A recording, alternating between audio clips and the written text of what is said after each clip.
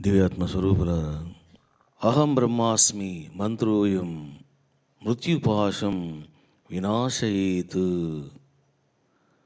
అన్నది ఉపనిషత్తు.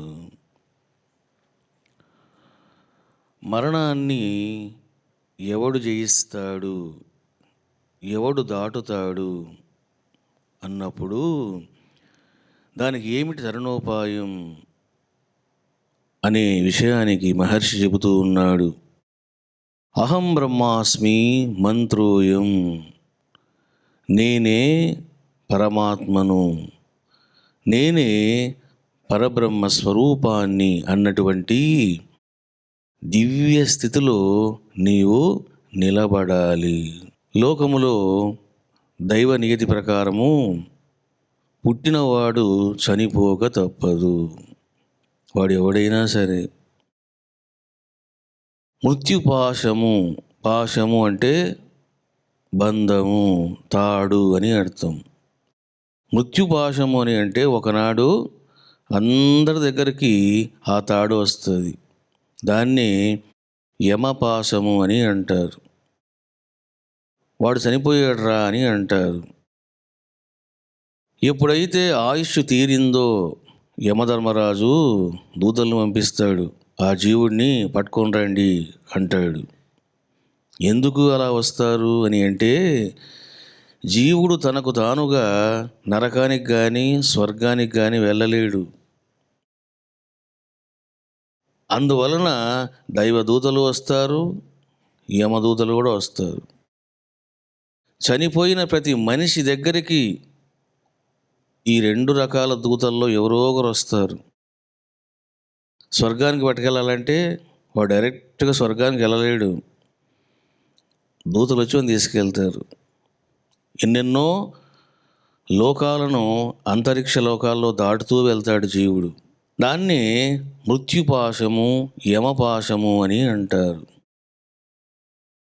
మరి దాని నుంచి ఎవడు తప్పించుకుంటాడు అని అంటే, ఎవరైతే సమాధి నిష్టను సాధిస్తారో వాళ్ళు దాన్ని జయిస్తారు. మార్కండేయ మహర్షి చిరంజీవి అని అంటారు. పురాణ కథ ప్రకారము ఆయనకు 16 సంవత్సరాల ఆయుష్ మాత్రమే ఉన్నది. శివుణ్ణి పట్టుకున్నాడు, యమధర్మరాజు వచ్చాడు, శివుడు తన్నాడు. ఇదంతా కూడా కథ రూపంలో ఉంటుంది. కానీ సత్యం ఏమిటిది అని అంటే, సత్యం అది కాదు. మార్కండేయ మహర్షి గొప్ప తపోసంపన్నుడు. తండ్రి చాలా గొప్ప తపోసంపన్నుడు. కొడుకుని క్షణాల్లో కూర్చోబెట్టేశాడు సమాధిలో. చెప్పేశాడు, నాయనా, నీవు సమాధిలో ఉన్నంత వరకు ఆ యముడు ఏమి చేయలేడు. యముడు వచ్చినా నీ ముందు కూర్చొని కాపలా కాస్తాడు. ఎందుకంటే ప్రాణం బయట ఉన్నప్పుడే, బహిర్ముఖంగా ఉన్నప్పుడే యమధర్మరాజు ప్రాణాన్ని హరిస్తాడు.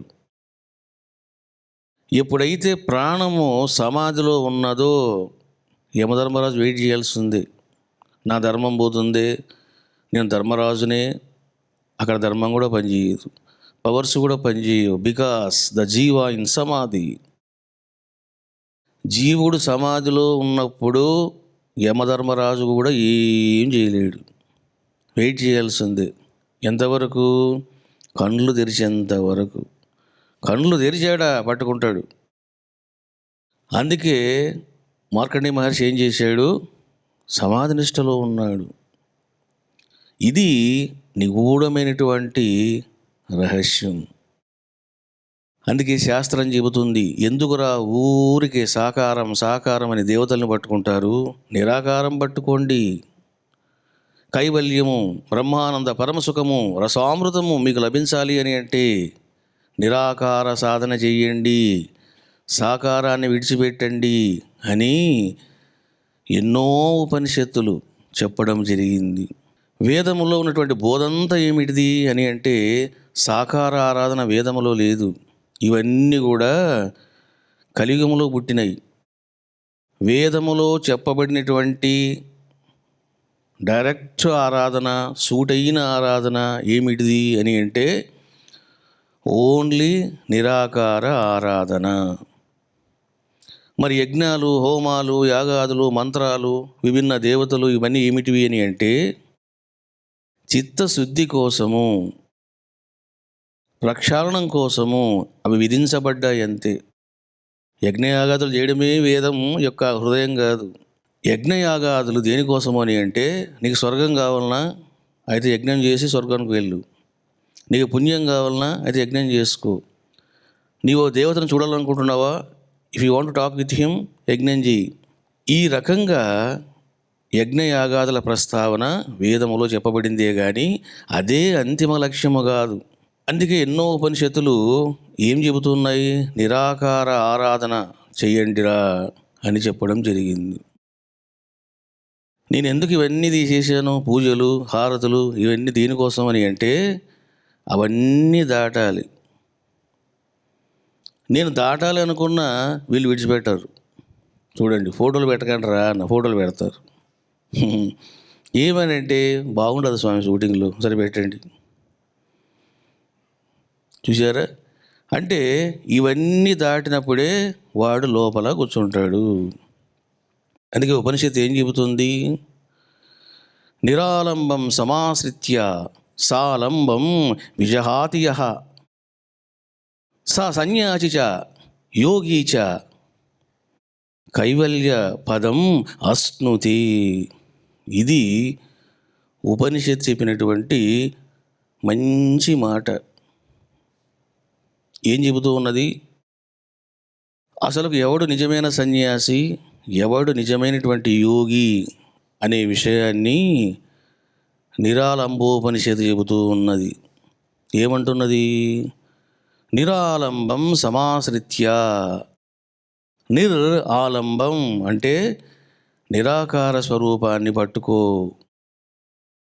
సాలంబం విజహాతి యః, సాకారాన్ని పరిత్యజించు. ఆ సాకారం ఏదైనా కావచ్చు, లీవ్ దట్. స సన్యాసి చ, వాడే నిజమైనటువంటి సన్యాసి, అతడే నిజమైన యోగి. కైవల్య పదం అశ్నుతి. ఎవడికి లభిస్తుంది ఆ కైవల్య పదము అని అంటే నిరాకారాన్ని పట్టుకోవాలి. నీకు బాబా అంటే చాలా ఇష్టం కావచ్చు, ప్రేమించు, కానీ ఆ భావన కూడా దాటాలి. నీకు సద్గురు అంటే చాలా ప్రేమ ఉండవచ్చు, ఆ సద్గురుని కూడా దాటాలి. దాటినప్పుడే శివుణ్ణి పట్టుకుంటావు, లేదంటే అక్కడే కూర్చుంటావు. అందుకే బాబా ఏమన్నారు శరణానందనం? ఒరేయ్, ఈ దేహమే నేను అనుకుంటున్నావా? నేను ఈ దేహము కాదు. ఈ దేహంలో ఉన్నటువంటి పరంజ్యోతిని. నీవు పరంజ్యోతిని చూడకుండగా దేహాన్ని చూస్తూ ఉన్నావు పిచ్చివాడ.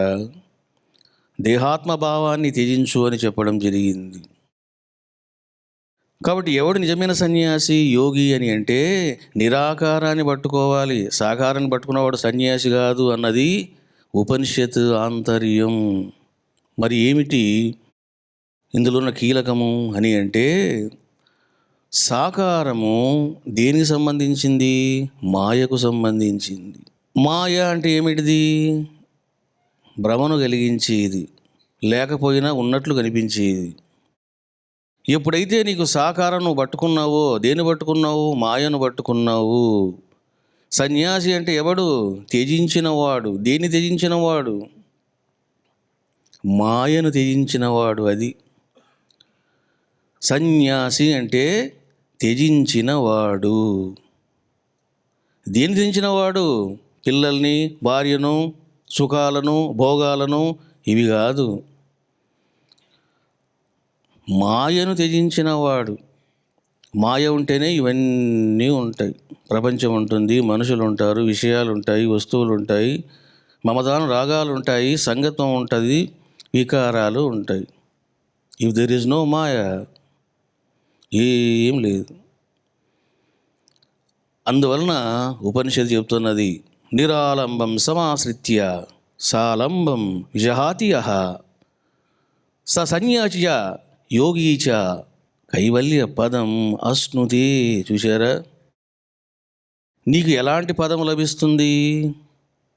అది విష్ణు పదం, రుద్రపదం, బ్రహ్మలోక పదం కాదు, కైవల్య పదం.